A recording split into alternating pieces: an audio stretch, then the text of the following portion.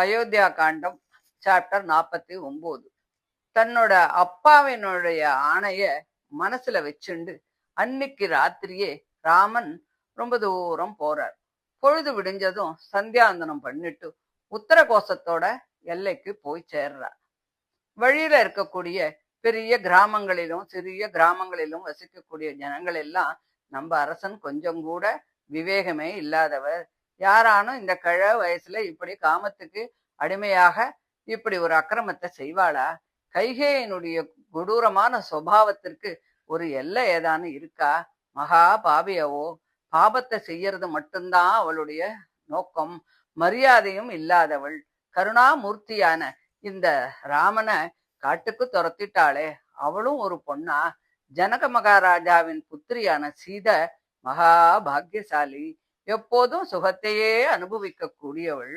அவள் இப்போ இந்த துக்கத்தை எப்படி அனுபவிக்க போறா? ராமன் தனக்கு பிறந்த பிள்ளை அல்லவா, பிரஜைகளுக்கெல்லாம் உயிர் இல்லையா? அவரிடத்தில் தோஷம் இருக்க முடியுமா?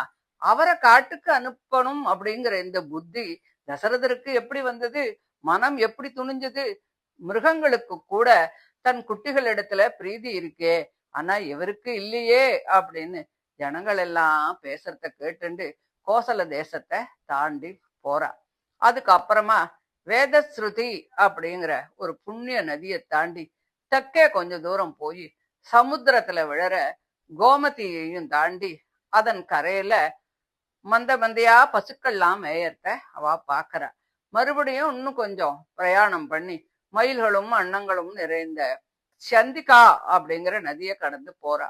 அப்போ சொல்றார் சீதை, கோசல ராஜ்யத்தோட எல்லை இவ்வளவுதான், இது வைவஸ்வத மனுவால இஷ்வாகு சக்கரவர்த்திக்கு கொடுக்கப்பட்டது அப்படின்னு சொல்லிட்டு, சுமந்திரரே, நான் எங்க அப்பா அம்மாவோட மறுபடியும் இந்த சரையூ நதிக்கரைகளுடைய காடுகள்ல திரிஞ்சு எப்போதும் போல வேட்டையாடுவேனா அப்படின்னு சொல்றார்.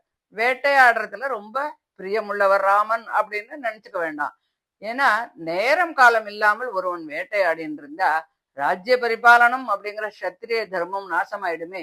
அதனால குரூரமான மிருகங்கள் ஜனங்களை ஹிம்சை பண்ணும்போது வேட்டையாடுறது நியாயமான காரியம்தான். சூதாடுவது அக்கிரமம்.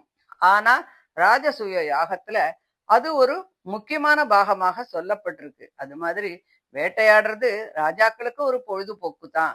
அடிக்கடி அசைந்து கொண்டிருக்கும் ஒன்ற குறி வச்சு அடிக்கிறதுல வில்லாளிகளுக்கு ரொம்ப இஷ்டமா இருக்கும். ராஜ ரிஷிகள் எப்பொழுதாவது பொழுதுபோக்குக்காக இப்படி வேட்டையாடுறதுக்காக போவா.